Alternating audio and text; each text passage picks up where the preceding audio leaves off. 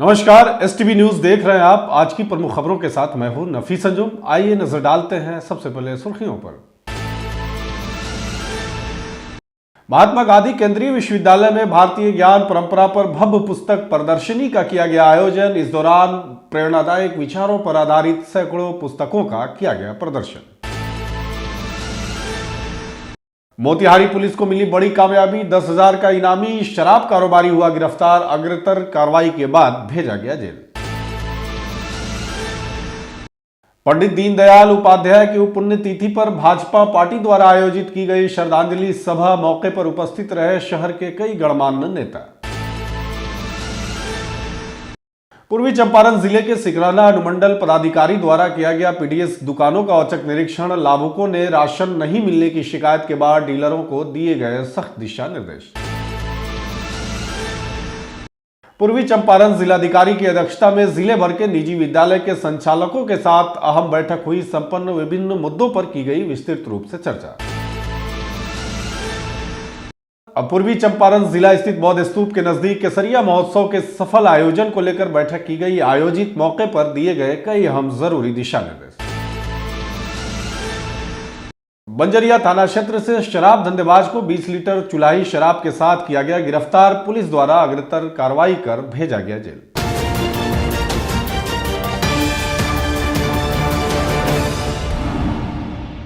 पूर्वी चंपारण जिला स्थित महात्मा गांधी केंद्रीय विश्वविद्यालय के गांधी भवन में रामकृष्ण मिशन के सहयोग से भारतीय ज्ञान परंपरा विषय पर एक भव्य पुस्तक प्रदर्शनी का आयोजन किया गया। वहीं इस प्रदर्शनी के मुख्य उद्देश्य विश्वविद्यालय के छात्रों, शोधार्थियों और संकाय सदस्यों को भारतीय दार्शनिक परंपराओं, आध्यात्मिक ग्रंथों और स्वामी विवेकानंद के प्रेरणादायक विचारों से परिचित कराना था। वहीं प्रदर्शनी का उद्घाटन कैंपस के निदेशक प्रोफेसर प्रसून दत्त द्वारा किया गया। उद्घाटन सत्र में विभिन्न विभागों के एचओडी, शोधार्थी एवं छात्र छात्राएं बड़ी संख्या में उपस्थित रहे। मौके पर कैंपस के निदेशक प्रोफेसर प्रसून दत्त ने अपने विचार व्यक्त करते हुए कहा कि स्वामी विवेकानंद के विचार केवल प्रेरणा तक सीमित नहीं है, बल्कि वे आत्मविकास और राष्ट्र निर्माण के लिए भी एक ठोस आधार प्रदान करते हैं। उनका मानना था कि एक सशक्त भारत की नींव शिक्षा और ज्ञान पर टिकी है। वहीं प्रदर्शनी में भारतीय ज्ञान परंपरा, वेद, उपनिषद, वेदांत, योग, ध्यान और स्वामी विवेकानंद के प्रेरणादायक विचारों पर आधारित सैकड़ों पुस्तकों का विमोचन भी किया गया।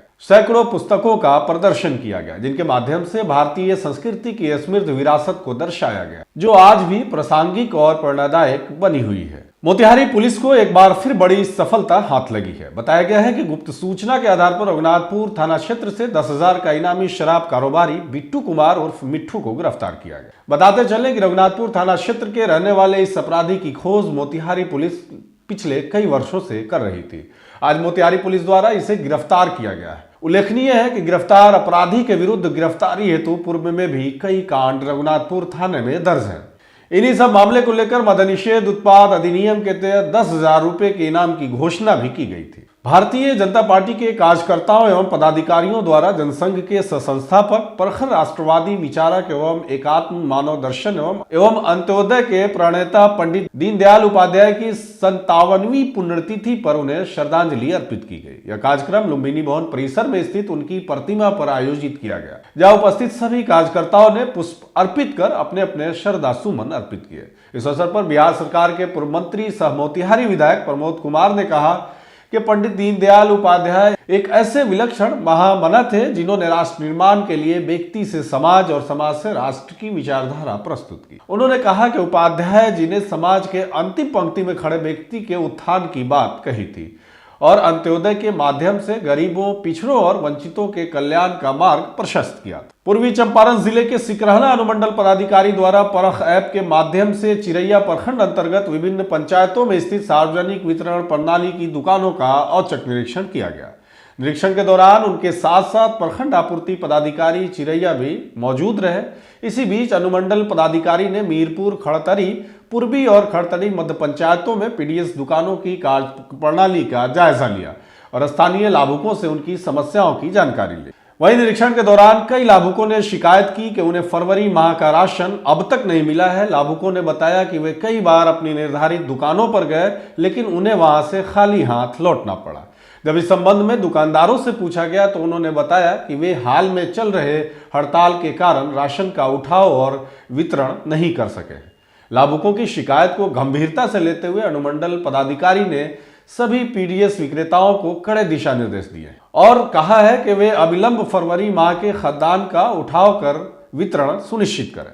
साथ ही उन्होंने यह भी निर्देश दिया कि भविष्य में इस प्रकार की लापरवाही न हो और हर हाल में लाभुकों को ससमय राशन उपलब्ध कराया जाए।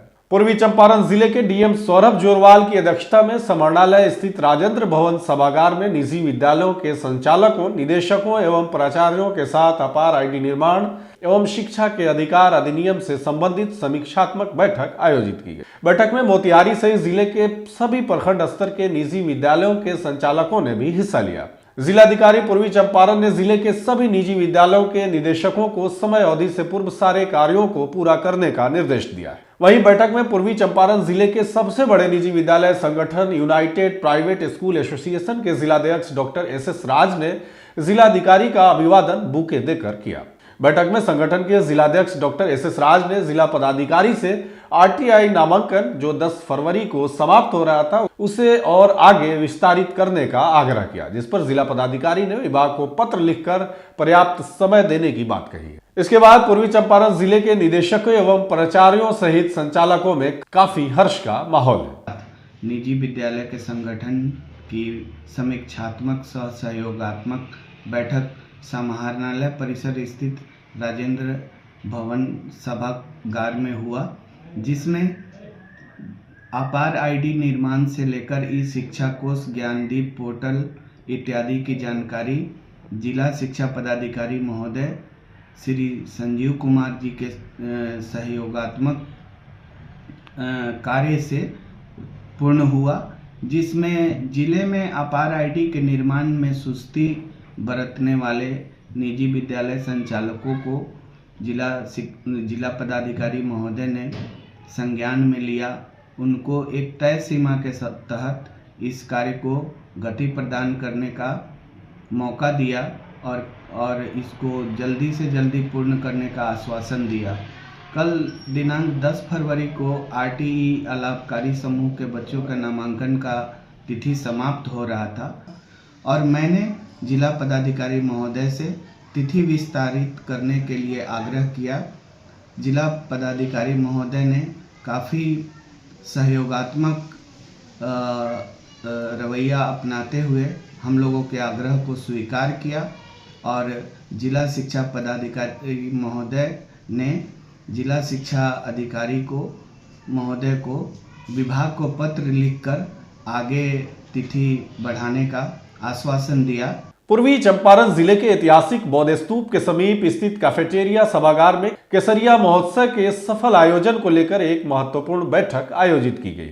बैठक की अध्यक्षता केसरिया विधायक शालिनी मिश्रा द्वारा की गई, जिसमें प्रशासनिक अधिकारियों, स्थानीय जनप्रतिनिधियों एवं प्रबुद्ध नागरिकों ने भाग लिया। बैठक में महोत्सव की तैयारियों, आयोजन स्थल, मंच, लाइटिंग, पार्किंग, कलाकारों के चयन और अन्य व्यवस्थाओं को लेकर विस्तृत रूप से चर्चा की गई। वहीं विधायक शालिनी मिश्रा ने जानकारी देते हुए बताया कि आगामी 20, 21 और 22 फरवरी को 3 दिवसीय केसरिया महोत्सव का आयोजन प्रस्तावित है। आगे उन्होंने कहा कि इस बार महोत्सव को और भी भव्य और ऐतिहासिक बनाने के लिए विशेष तैयारियां की जा रही हैं। वहीं बैठक में उपस्थित एडीएम मुकेश कुमार सिन्हा, एसडीओ शिवानी शुभम सहित अन्य प्रशासनिक अधिकारियों ने भी महोत्सव की रूपरेखा को अंतिम रूप देने के लिए आवश्यक सुझाव दिए हैं। अपर समाहर्ता ने बताया कि महोत्सव की तैयारियों को लेकर विभिन्न विभागों को जिम्मेदारियां सौंपी गई हैं। उन्होंने कहा कि कलाकारों के चयन की प्रक्रिया शुरू कर दी गई है और इसके लिए स्थानीय कलाकार अपनी पूर्व प्रस्तुति का एक शॉर्ट वीडियो क्लिप अनुमंडल पदाधिकारी चकिया के कार्यालय में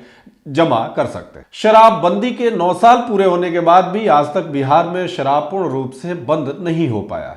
एक कहावत है कि पुलिस डाल डाल तो शराब धंधेबाज पात पात। यह कहानी आज चरितार्थ होता हुआ दिखाई दिया है। आपको बता दें कि आज बंजरिया थाना को गुप्त सूचना मिली कि एक शराब कारोबारी ओवर ब्रिज के रास्ते शराब लेकर जा रहा है। तभी पुलिस ने मौके पर पहुंचकर सिंघिया घुमटी ओवर ब्रिज पर जांच शुरू कर दी। इसी दौरान ग्लैमर बाइक से आ रहे एक शराब कारोबारी को रोका गया और जांच किया गया तो सीट के नीचे से 20 लीटर देशी चुलाई शराब के साथ शराब कारोबारी प्रकाश पासवान को गिरफ्तार किया गया। इस मामले में पुलिस द्वारा अग्रिम कार्रवाई की जा रही है। आज के लिए बस इतना ही। तमाम तरह की खबरों और डिबेट्स के लिए जुड़े रहे टीवी न्यूज़ के साथ।